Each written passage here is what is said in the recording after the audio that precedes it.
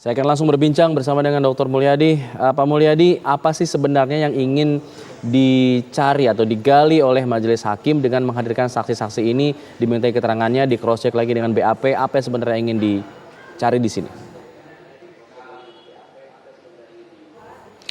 Saya mengamati yang ingin dicari hakim itu adalah motif sebenarnya. Motif itu terutama ada atau tidak kejadian dugaan pelecehan seksual itu. Gitu.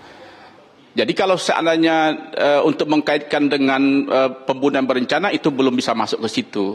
Tetapi ini saya yakin hakim bercoba untuk komprehensif ya, memulai dari awal motif karena selama ini kemungkinan rangkaian kebohongan dalam arti kasus ini kan sudah diketahui umum ada dugaan kebohongan-kebohongan. Nah, dari sisi motif inilah hakim melakukan satu namanya proses individualisasi pemidanaan. Mengapa seseorang itu melakukan suatu tindak pidana? Misalnya mengapa Brigadir Barada E itu untuk melakukan pembunuhan? Nah, tetapi untuk sampai kepada perencanaan itu belum Mas. Jadi hakim mencari motif itu satu. Yang kedua, saya melihat bahwa keterangan dari ART ini bisa saja dia mencabut keterangannya di BAP, boleh saja seseorang saksi itu mencabut membantah keterangannya di BAP, tetapi kemudian dia harus menyatakan mana yang benar menurut dengan fakta yang sesungguhnya.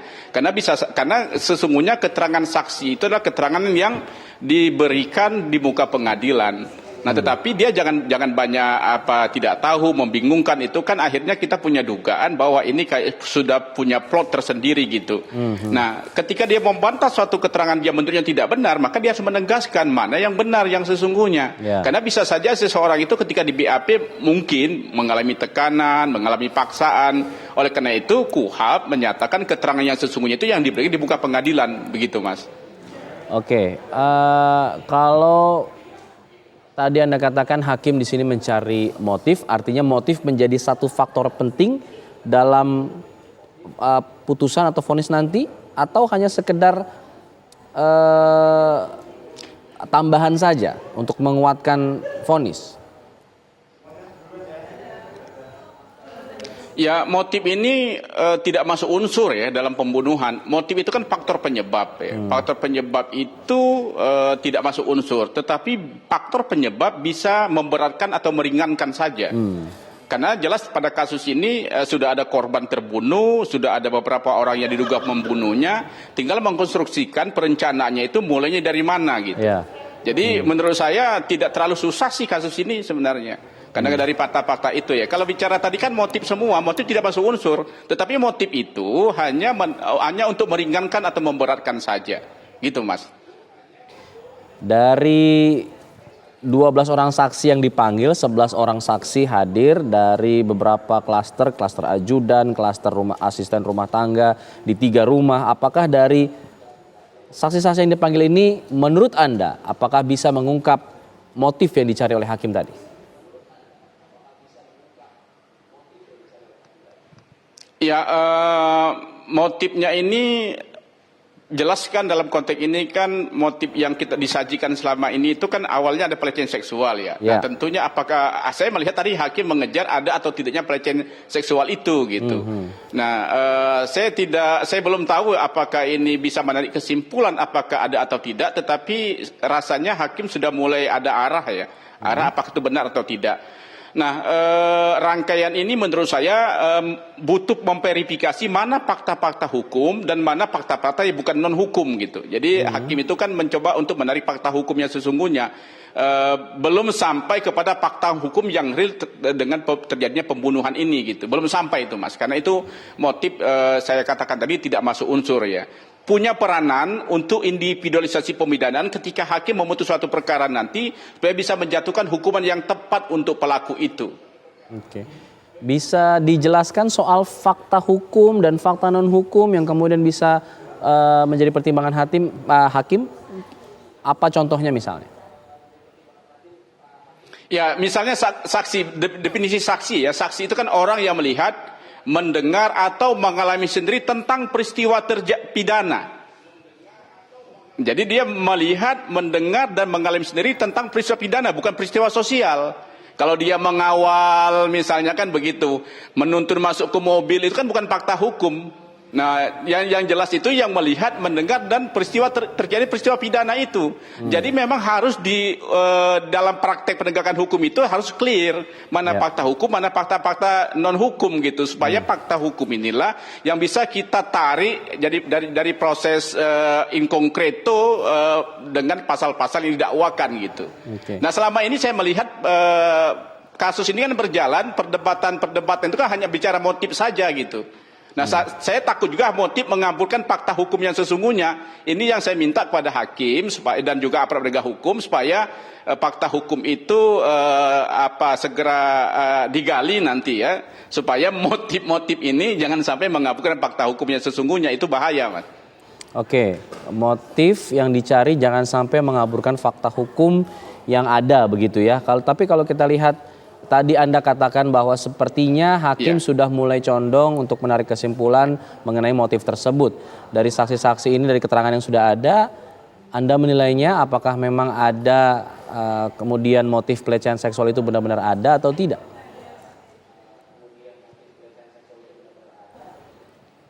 Ya, dari dua orang saksi ya, yang tadi pertama Ibu Suci, sekarang ajudan ya, kita belum bisa menarik ya, itu biarlah hakim untuk menariknya, Mas. Kita mengamati saja dan punya keyakinan masing-masing dari pengamatan itu ya. Karena dua orang saksi saja belum tentu bisa menentukan kita orang yang di luar sini yang tidak ikut di persidangan persis ya, menonton dari media ya. Menurut saya sih belum bisa menariknya itu. Tetapi kan biarlah kita simpan di hati kita masing-masing dulu untuk itu, Mas. Ya, oke.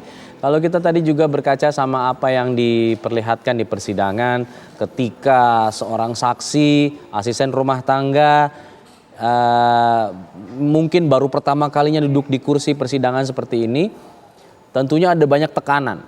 Yang apakah kemudian tekanan-tekanan seperti itu bisa membuat seorang saksi mengubah keterangannya, menganulir apa yang ia sudah katakan sehingga ia ragu, takut dan sebagainya? Ini bagaimana? Ya, tidak mudah untuk duduk menjadi saksi ya, berkata sejujurnya pada posisi Ibu Susi menurut saya ya. Banyak faktor dalam benak kita yang mungkin sudah bisa kita simpulkan bahwa itu berpengaruh ya. Pertama, baru pertama kali di persidangan, kedua kasus-kasusnya besar menjadi sorotan publik. Ketiga, tingkat pendidikan. Keempat, ini mungkin saja kalau saya melihat ada plot, sudah ada alur cerita ya, alur cerita. Ketika pertanyaan itu menjebak, kan pertama hakim itu kan banyak menjebak untuk mencari fakta material kan. Jadi ketika saja plot itu dikacaukan sehingga bingung untuk menjawab itu. Nah, jadi menurut saya ini serba kompleks juga. Saya sih kesian juga sama Ibu Suci ini sebenarnya. Gitu, Mas. Kalau tadi juga Anda katakan hakim juga mengatakan sepertinya ada yang mengajari Anda gitu kan. Ada yang mengajari, tidak, dia bilang. Tapi jika kita berandai-andai ternyata memang ada yang mengarahkan, ada yang mengajari saksi ini untuk mengucapkan kesaksian tertentu begitu. Apakah orang yang mengarahkan ini bisa juga diproses jika kemudian nanti terbukti Susi ternyata melakukan sumpah palsu? Ya, kalau seandainya Ibu Suci diproses ya dalam tindak pidana sumpah palsu, tentunya akan dikembangkan juga bagi orang-orang yang diduga mungkin dianggap mengarahkan, mengajari atau memplot itu. Bisa saja karena pelaku itu kan di dalam pasal 55 KUHP ada 4. Ada namanya pleher, ada dun pleher, ada witlocker, ada juga namanya med pleher.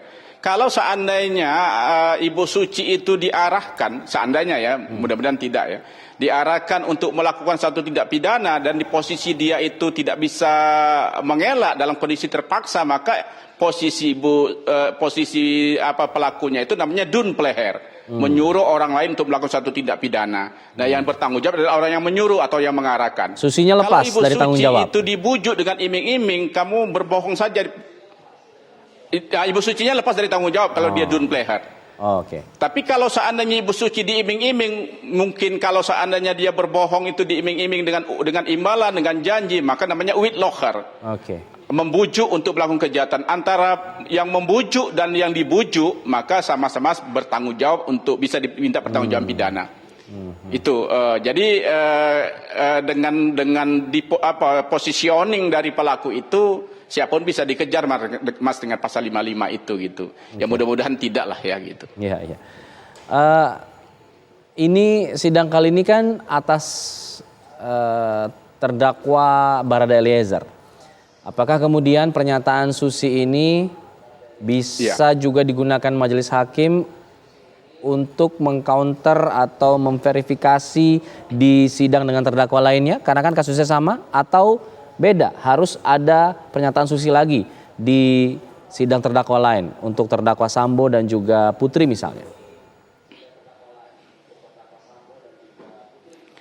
Kalau pernyataan Ibu Suci yang sekarang ini kan baru ke motif ya, tidak melihat langsung melihat motif saja ya, belum melihat terjadinya peristiwa pidana itu ya. Jadi tentunya bisa juga dikonter dengan para pelaku lain, tetapi juga bisa tidak menurut saya, karena dia hanya motif. Kecuali memang kalau Ibu Suci itu melihat perundingan, mendengar misalnya suatu perencanaan, maka itu bisa digunakan Mas gitu. Jadi kalau sampai saat ini saya melihat baru ke motifnya saja gitu. Oke. Susi, asisten rumah tangga ini, lalu kemudian ajudan-ajudan Verdi Sambo dan asisten rumah tangga yang lain sepertinya memang dihadirkan untuk memberatkan Barada Eliezer, begitu ya, awalnya mungkin seperti itu. Tapi kalau melihat pernyataan Susi, apakah ini artinya justru meringankan Eliezer yang terlihat di situ Susi pernyataannya berubah-ubah? Ya kalau seandainya bahwa pernyataan Ibu Suci itu mengatakan ada pelecehan, ya, ada pelecehan seksual maupun tidak ada pelecehan seksual, menurut saya tidak terlalu berpengaruh pada untuk berada E ya, karena begini, yang berpengaruh pada berada itu ketika dia diminta untuk menembak, apakah dia diperintahkan? Tentunya kalau diperintahkan tak boleh, perintah jabatan ya, untuk membunuh orang, melakukan kejahatan tidak boleh. Tetapi pada posisi lain saya melihat yang bisa membantu berada itu apakah ketika diperintah oleh FS itu dalam kondisi opormah sebenarnya, dan memaksa.